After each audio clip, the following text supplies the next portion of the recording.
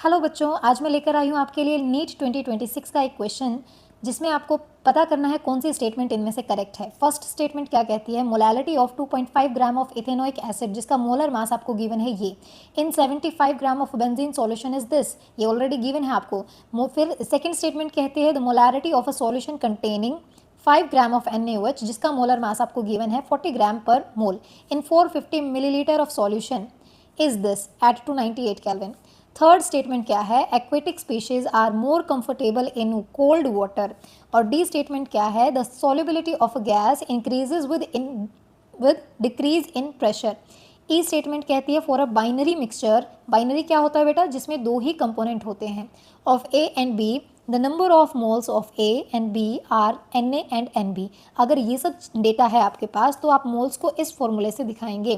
तो you have to tell इनमें से कौन सी स्टेटमेंट करेक्ट है। आपके ऑप्शंस रहेंगे ये A B या C, A and B, A and C या A D E। पहले देखते हैं स्टेटमेंट ए क्या कहती थी। मास आपको सॉल्यूट का गिवन है कितना, 2.5 gram. Molar mass is already given 60, mass of solvent is 25 gram. आप जानते हैं कि जब भी हम मोलैलिटी फाइंड आउट करते हैं तो this is the formula of molality, जहां पर आप मास सॉल्वेंट का हमेशा केजीज में लेकर चलते हैं। तो इसको कन्वर्ट करेंगे केजीज में, 75/1000, 3 जीरोज जब जाएंगी ऊपर तो क्या होगा बेटा, पॉइंट लग जाएगा 0.075 kg।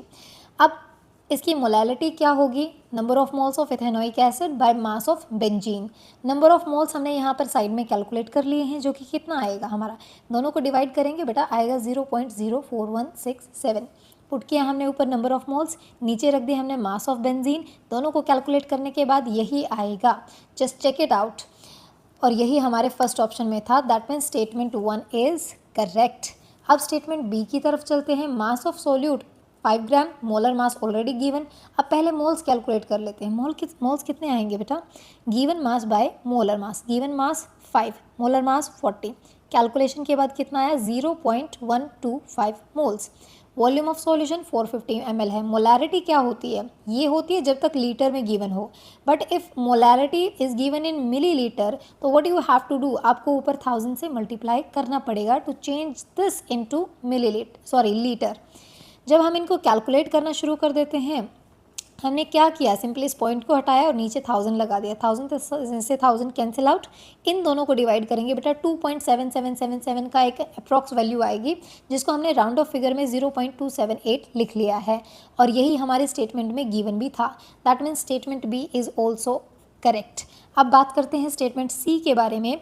बिकॉज सॉल्युबिलिटी, हमें पूछा क्या गया था कि जो एक्वेटिक एनिमल्स होते हैं वो कोल्ड वाटर में ज़्यादा सर्वाइव कर पाते हैं as compare to hot water, क्योंकि बेटा पानी में कोई भी गैस की जो सॉल्युबिलिटी है वो हमेशा इंक्रीज़ करती है विद इंक्रीज इन प्रेशर, और जब टेम्परेचर इंक्रीज़ करेगा तो सॉल्युबिलिटी गैसेस की क्या हो जाती है, कम हो जाती है, घट जाती है। This is based on Henry's law. Henry law पढ़ा होगा आपने, वैसे हमने क्लास में अभी तक नहीं किया है, नेक्स्ट वीडियो हमारी उसी के ऊपर है सॉल्युबिलिटी पे, पर मैं आपको पहले ही बता देती हूँ कि सॉल्युबिलिटी किसी भी गैस की इन लिक्विड हमेशा इंक्रीज़ होगी प्रेशर के साथ और डिक्रीज़ होगी टेम्परेचर के साथ, स्पेशली ऑक्सीजन। और जो एक्वाटिक एनिमल होते हैं वो तो वाटर में डिजॉल्व ऑक्सीजन पर डिपेंड करते हैं।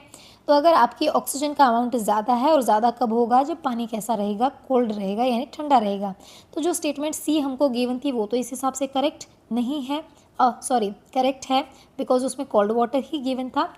नेक्स्ट हम बात करते हैं स्टेटमेंट डी के बारे में। स्टेटमेंट डी ने हमें कहा था कि अगर कोई बाइनरी सॉल्यूशन है जिसमें ए और बी दो कंपोनेंट्स हैं तो उसका मोल फ्रैक्शन आप इस तरीके से दिखाएंगे। ये तो होगी करेक्ट चीज़, लेकिन आपकी स्टेटमेंट में आपको क्या गिवन है, आपको गिवन है कि मोल फ्रैक्शन दिखाया जाएगा Na/Na plus NB, which is incorrect. So this statement का जो ट्रू सॉल्यूशन है वो तो ये रहेगा, and it is given in the statement, तो ये अपना क्या हो गया, incorrect. Option is option A, B and C।